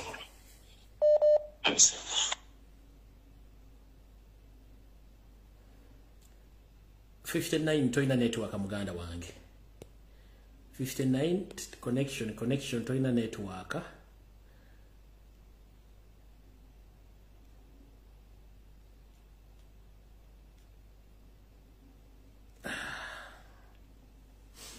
mpozi nekirala nga abakubi tebannajja buli munna Kampala ina wooli njala kutegeeza nti panda gali agenda maaso ow'ekimpatiira ku street ze Kampala bali mu kwata bana Uganda bonna abali aida ndisoda linga abajjako ensimbi babatwala batera ku CPS ne ku police zisigadde alina sente ya fuluma atalina sente tofuluma so bana Kampala wonna mu kitege nti aida ndisoda yazeemu police enoonya nsimbi zijimiriza na bakozi bayo bakwata buli kiramu kyonna mu Kampala n'okwetola ebibuga ebikotola ebitundudde bakwata aida ndisoda ne batwala ku screening alina sente ya fuluma atalina sente tofuluma. Hello. Tata mkulamusiza. Nange mwete sewa. Mkulambu kanda chide walekea mirimu. Mkali sewa. Kakati. Tawade tusaba. Wana Uganda banange basituke. Wana Uganda batuyambe buyambi bagula amajambi ya ab'emisekuzo, ab'enkumbi, ab'ebitiyo, ab'enso. Betegeke. Kubote tulina ngeri yonna yakujja ku musajja. Sewa. Okuleka abantu balina amajambi gaabwe. Babere stade mbuli kimu. Sewa. Kani waberawo ekirangiriddwa kyonna abantu basituka kati ntale ddala bye bano bakansala bakutte eggulu ba speaker yesterday but one n'olwajjo bana bo bagenda bugezi nga bo kamizo nyerere bagendera ku bantu mabega kuliwo omuntu obuyinza okutandikibwako obutalo nebutandikira naye teri abantu bomwali ku bibye basajja batujja wadde babasindika ku motoka bwa prison babasindika babayingiza teri ayamba obusirikale buliwumekaawo ekampala okubeerawo abantu bameka miliyoni 3 Zazibera mu Kampala bulunako. Naye omusajja bulinga 10-15 bulemedde ku bantu naye abantu bonna buli omu ali ku bibye. Tugenda kukola tutya? Kale sewe bale kubaye. Bantu baganye okunyigako. Kale sewe. Era. Hello.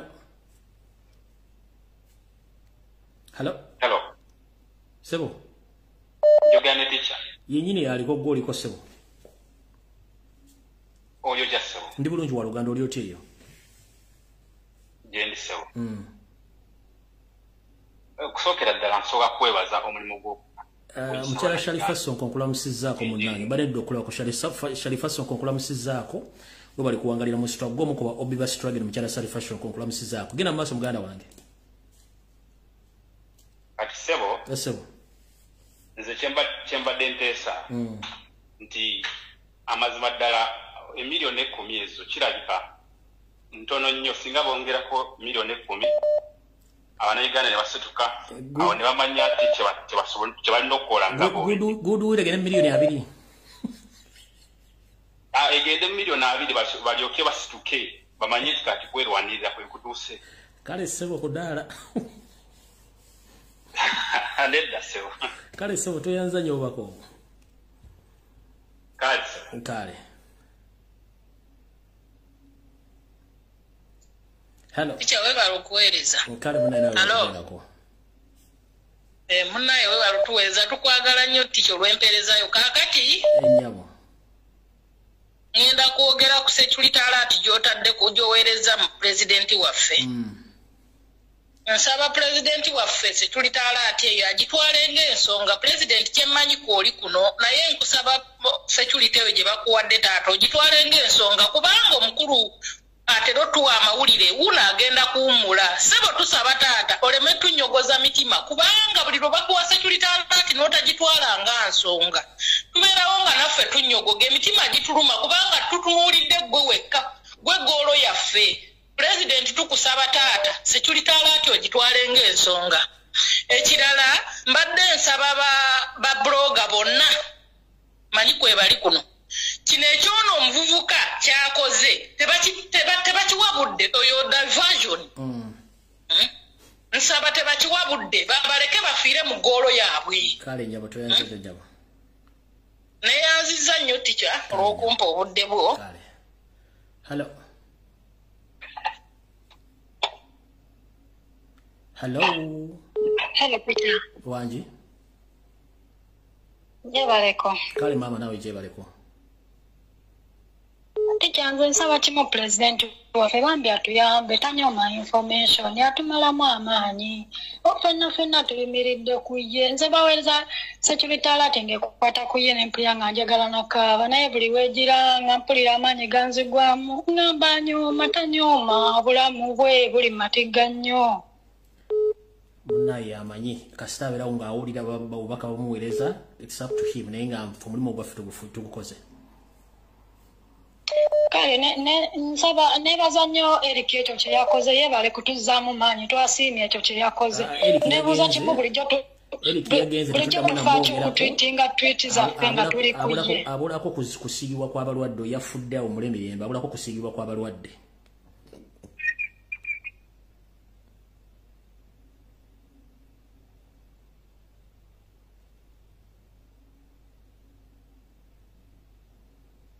hello Hello mkwano nsanyusa okuwuliriza nange bwento nyabo gyebaleko munnange kale mukwano weebale kuweereza tukwagaliza birungi byokka mukama akutukuumire amiina nyabo mbadde njagala kwogera ku nsonga y'ebisiyaga bino maama ebisiyaga ebitambula mu ggwanga empanka zino bwe tuzogerako tuba tuziwa promotion mukwano twogere ku nsonga ezizimba eggwanga tukiveeko tokubira sitani kalango kati katwogere ku bantu be bajjamu amagi abakyala yogenda maaso sabula tugende ne abasawo bangi abakola mu malwaliro ga gavumenti nga tebali qualified nina omuntu wange yagenda okumunaaza munda n'agenda nga bamugambye alina ebizimba simanya biri mu triangle babeere nga babinaazaamu n'okumusobozesa okuzaala Allah yatugerera muganda waffe oyo teyadda ngulu bakunaaza munda ne bamukola buli kye baagala finally bakomekereza bamusse ate ne bakweka n'omulambo gwe bagenda okugutuwa nga wayiseewo wiiki nnamba olwo balyoka batugamba nti ddwaliro lyali lya Gombe hospital ebutambala yes kale tweyanza nnyo message etuuse tweyanzeege taata kale hello bambi gwoliko naye toyogera maama kiki simu abayayi bagitutte kiki buli halo esi musomesa wandisebo sebo webale kuweereza sebo kale sebo nabale kubeerako munaye tusimanyi empeerezaayo amina sebo ani ono sebo oyogerako asiga amanya gayo kankweke engeri gindi South Africa sebo mbanyi akogerako ku state visit yakizepa omunyarwanda Sserwajja Okwota yabadde agezera ba mukazi we ogambye ki kino nkyogera nga ndi mu intelligence ya South Africa Ramaphosa asiyaga Museveni balina hotelo gye babaddemu era oba yagala obujulizi ngenda kukuweereza akatambi basuze mu hoteli emu obujulizi mbulina sebo obujulizi bumpeereze sebo ngenda kusindika ka video kiri kyadde kyagenze Museveni kyadde kigenze kiyaga South Africa sebo yebale kuweereza kakwagaliza vacation enungi kama akunkuumire sebo hello sebo jake simu yo ba TV hello jake simu yo ba TV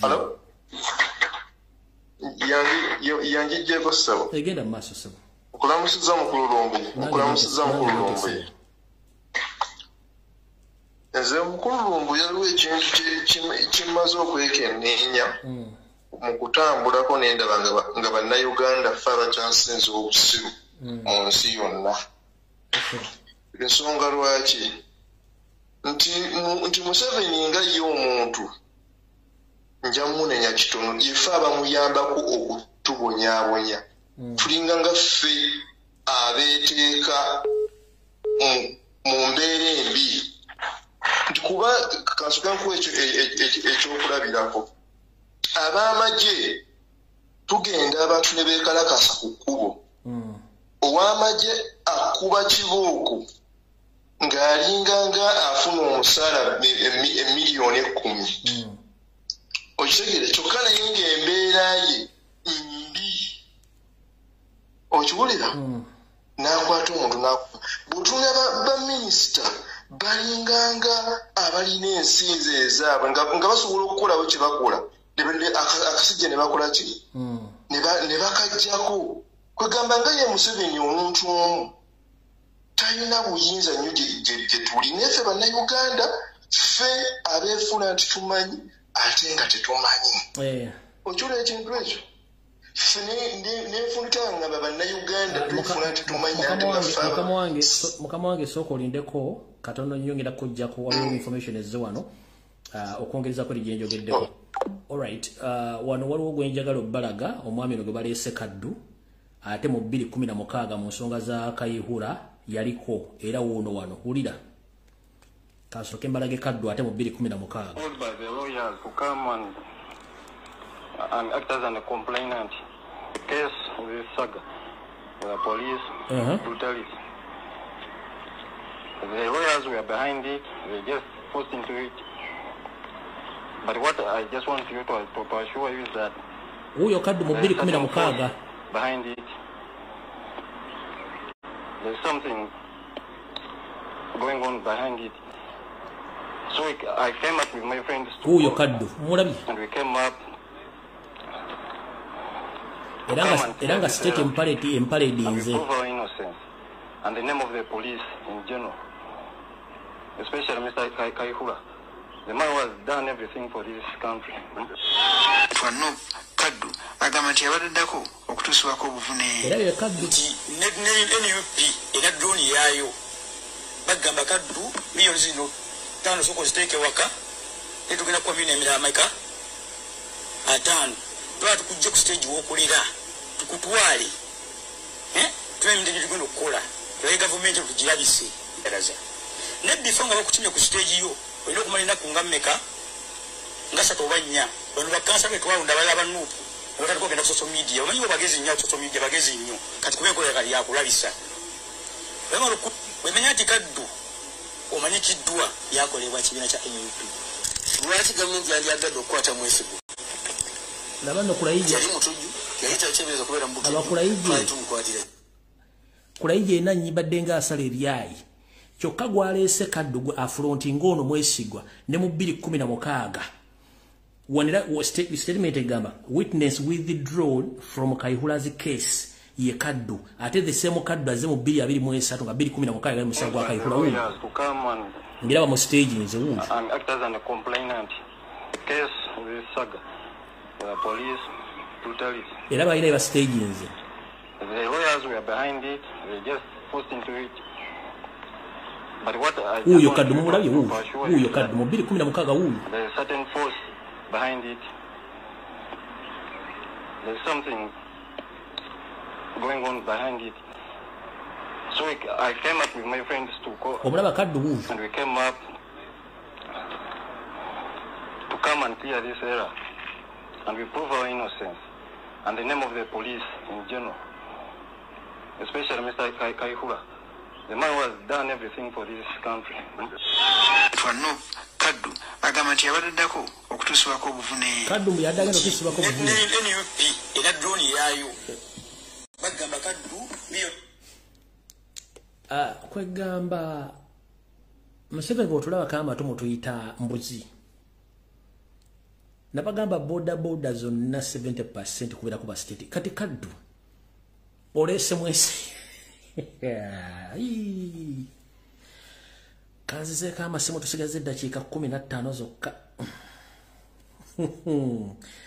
Kati kaddu mukulu kaddu one bakwatirawo kati ekoti ya Kisekwe guddwa okukaddu tukunoonya. Mwenna abali mu Kampala n'emirirano omusanyira ku kaddu kati koti y'abantu emunoonya. Tukoyo bufere.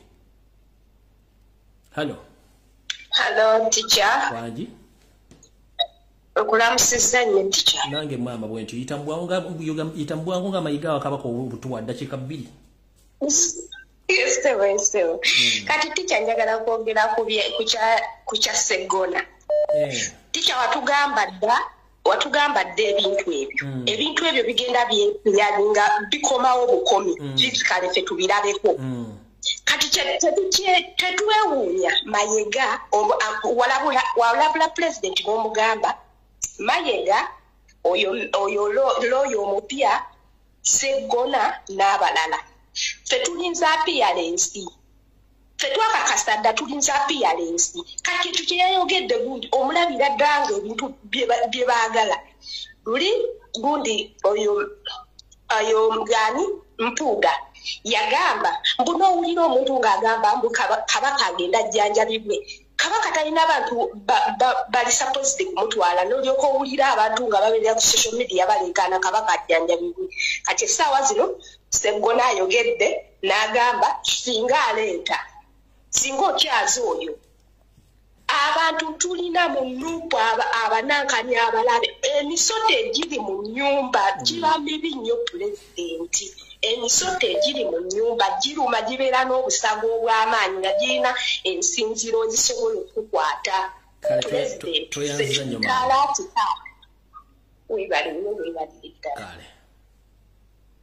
Hello.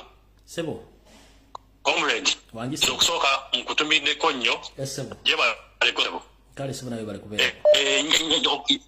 Kale muganda wange disclaimer. Nze wano teri ansasulidde 5 ate ndi above 18 years netegeerera. Ekyokubiri wano sikubanja nze sirina kyenkubanja sirina kyembanja Kyagulanyi n'abo abalowooza nga ye sibabanja okujjako mbanja Abannayuganda nange kakwendi buli omu nkubanja okola kyokola olunaku lwonna buli kiro maca okujjako Museveni. Information yonna gy'ofuna toginyooma, ekintu kyonna kyokola toginyooma. Kati njagala n'okujjukiza Abannayuganda nti His Excellency Kyagulanyi Ssentamu takkirizibwa agenda UK lwakuba eri ebintu UK bye bamuteekako. Kati ye naye naleeta ekibuzibuzi kya diversion temumuwuliriza. Example sembayo ddala. Ekyokusatu omusajja ow'amagye simanyi balijje simanyi ani abadde ne firimu nnyingi nnyo. Firimu ez'ebibombomu, firimu eza Arua.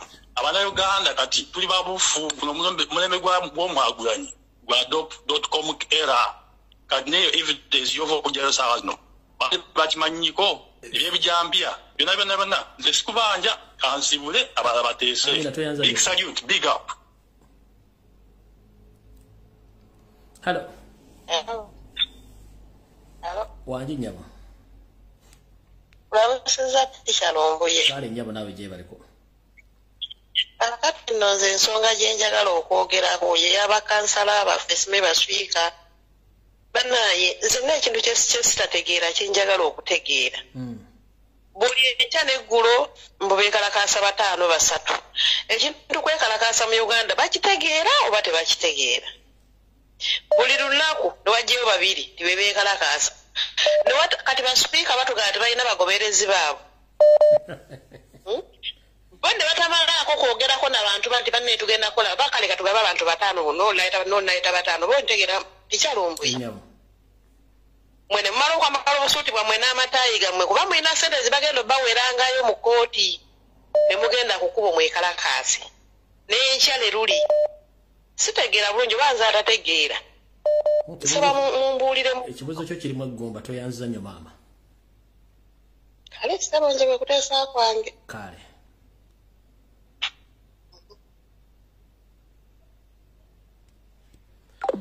Phyllis Kulaije ngendo okuva ku video eno nga video yoyo jotali nabayayo mujijje ku mutimbagano nga mwetondedde gwanga ne kaddu ono maguja ya Aneti eno gye bayita bugumu omuntu akuba ku direct call omala biseera byo.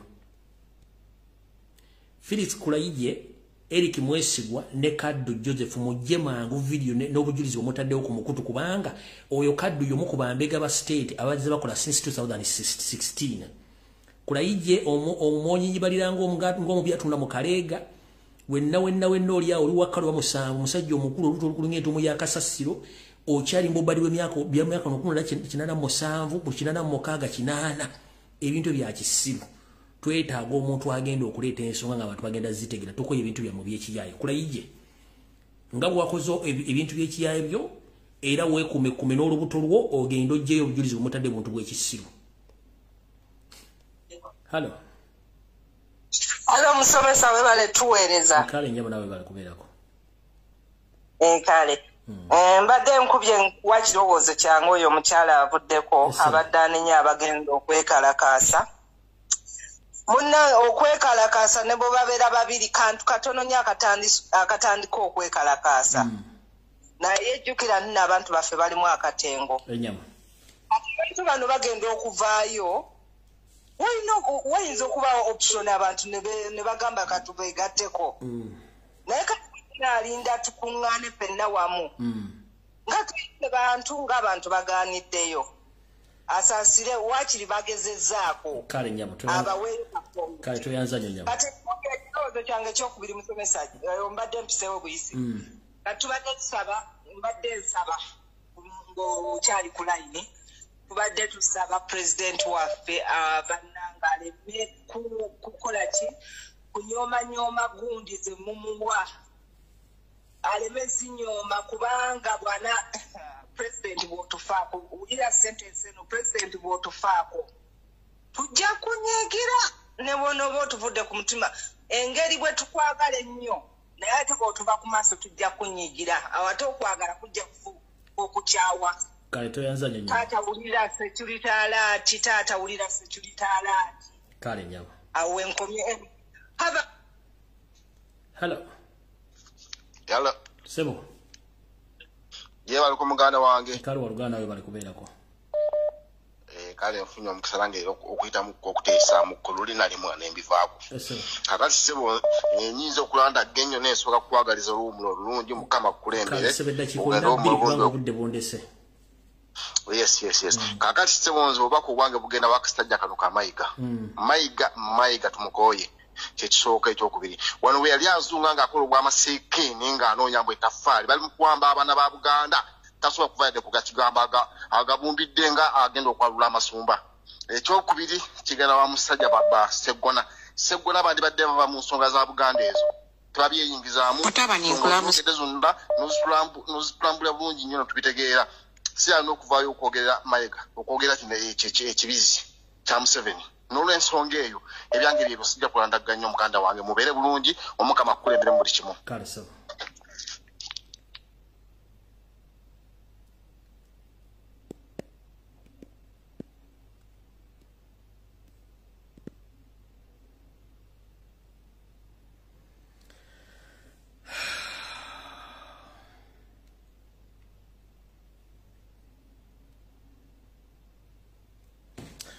Bannange olw'ofunda lw'obudde ndowooza munzikirize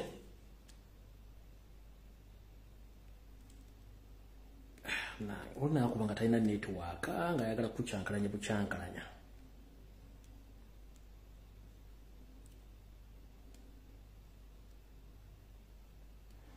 Direct call speaking wa direct call kina kibagamba dda. Nabagamba speaking nga direct call no waliwo nesimu waliwo essimu gyenjagala okuba wano just yokka yebesembayo njiwadde dakiika 2 then tulyoka tugende nyinza okuba nga alina kyagala otugamba sigeze dakiika 2 zokka dakiika 2 zokka nte video eno sebo mukolo lombe wangi sebo yabalako sebo kale sebo nkuwadde dakiika 3 zokka tumalize program eno. sijja kwogera amanya gange naye gwomanyi kati njagala batuwuliriza bategeere ebyemisumaali bajukiremu bakomeka flashback amabega ebyemisumaali balamu bya parading nga byankomawa kati kyekimu na bino kyekimu na kino n'ebyemisumaali enjawulo tewali okujjako abantu bo beerabira pointi y'okubiri balina okumanya nti kulaije ye political commissar omugaso gwa political commissar gwera gwa pokopoko political commissar mu majabira moto wa pokopoko kyekimu na Besigye oyo yasikira Besigye kati enjawulo y'oyo na Besigye enjawulo tewali mulimu gwa pokopoko naye kati naku zino abantu bali.com ebintu tebikyaliko siyaasa kutesa kwange kale sebo tuyanza nyo sebo kale sebo bannange buli kimu kiggwa kiwooma oba kiggwa kyokya njalo bebaza mwena babadde ku programu ya leero mwebale kubeerako mwebale kuba masimu bale kuteesa mutwale information eno mugiteekinge serious ayagala information eno ku YouTube channel yange ku Facebook kweri for 30 good days buli omu saagala no information ede mugende ASPRC mwe muganda agenda kubeerawo pato omuntu wa wansi waali PTA waali Nesima Gift waali ku TikTok gye bali abana gye bali okuba ekintu kino nze ngenze kuwumulamu kubanga n'okusooka okupdatinga Windows zange njalo bebaza mwenna nenga nja kuba kwendi ku WhatsApp likimu nja kuba kwendi so njalo bebaza okuba nti mubadde bantu balungi nnyo okungoberera njagala buli omu yeetegereze kati nabagambye struggle etandikidde ddala kati lwakuba ndiza bale n'okuwumulamu mugenda kula ebintu mugenda kutya kuba pressure genda kubeera nyingi so njagadde bebaza mwenna abadde bangoberera nabakyangoberera tenja kuba gyendi ne information ere gye nabagamba ku YouTube waliwo n'ebintu bitannafuluma nga nabikola mu videos zino bigenda kubeerayo so omuntu yena ayagala information ojja gisangayo ku YouTube mu video zonna zenzize enkola gye tennafuluma n'endala so video yono omwami ngenda gitera ku Facebook eyamwesigwa Phyllis Kulaije nga nina bugisi mufundize ejjayo video gy'okoze olwalo n'abayayi bannammwe kuba ngenda postinga video ng'obujulizi ate manye sasa nirode ku social media mujja kyemanya Felix Kulaije ojja kyemanya n'obuyayi omwe eno.com era abantu balina information oba tumanyi nti bijja kufulumira 2016 omusajja gumuleesere mu 2016 kale bane mukama bakumira mpeera buli agala information ginoonye mukama bankumire nkoze decision mwenze bwe nkola decision siriya bintu byange bwafulumiza ekigambo nkigumirako kantekinge Saturdays off media ne buli kimu nja kubankiraba mukama bakumira mpeera tujja kusinkana olunaku lwonna abankumire mbagala nnyo